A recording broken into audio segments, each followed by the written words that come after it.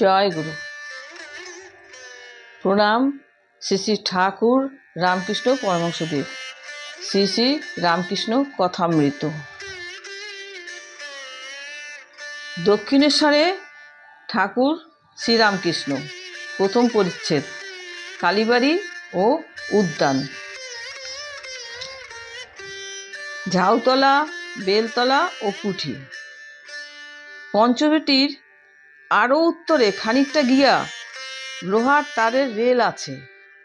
সেই রেলের ওপারে ঝাউতলা, সারি সারি 4টি ঝাউ গাছ। ঝাউতলা দিয়া পূর্ব দিকে খানিকটা গিয়া বেলতলা। এখানেও পরমহংসদেব অনেক কঠিন সাধনা করিয়াছিলেন। ঝাউতলা ও বেলতলার পরেই উন্নত প্রাচীর, তারই উত্তরে গভর্নমেন্টের বারুদ ঘর। উঠানের দেউড়ি হইতে উত্তর মুখে বহির্গত হইয়া দেখা যায় সম্মুখে দ্বিতল কুঠি। ঠাকুরবাড়িতে আসিলে রানী রাসমণি, তাহার জামাই মন্টুবাবু প্রভৃতি এই কুঠিতে থাকিতেন। তাহাদের জীবনদশায় পরমহংসদেব এই কুঠির বাড়ির নিচের পশ্চিমের ঘরে থাকিতেন। এই ঘর হইতে বকুলতলার ঘাটে যাওয়া যায় ও বেশ গঙ্গা দর্শন হয়। বাসন মাজার ঘাট, গাজীতলা ও 2 ফটক। উঠানের দেউড়ি ও কুঠির মধ্যবর্তী যে পথ ধরিয়া পূর্ব দিকে যাইতে যাইতে ডান দিকে একটি বাঁধা ঘাট বিশিষ্ট সুন্দর পুষ্করিণী। মা কালীর মন্দিরের ঠিক পূর্ব দিকে সেই পুকুরের একটি বাসন মাজার ঘাট ও উল্লেখিত পথের অনতি দূরে আরেকটি ঘাট।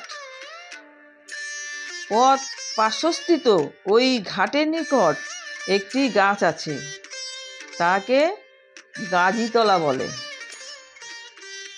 ওই পথ ধরিয়া আর একটু পূর্বমুখে যাইলে আবার একটি দেউড়ি, বাগান হইতে বাহিরে আসিবার সদর ফটক।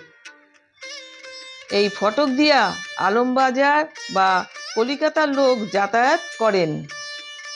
দক্ষিণেশ্বরের লোক খিড়কি ফটক দিয়া আসেন। কলকাতার লোক প্রায় এই সদর ফটক দিয়া কালীবাড়িতে প্রবেশ করেন। সেখানেও দারোয়ান বসিয়া পাহারা দিতেছে। কলিকাতা হইতে পরমহংসদেব যখন গভীর রাত্রে কালীবাড়িতে ফিরিয়া আসিতেন, তখন এই দেউড়ি দারোয়ান চাবি খুলিয়া দিত।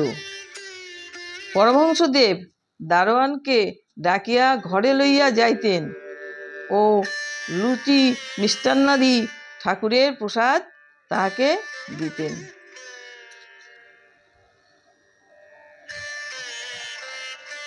প্রণাম শ্রী শ্রী ঠাকুর। সকলে সুস্থ থাকবেন, ভালো থাকবেন, খুশিতে থাকবেন। জয় গুরু।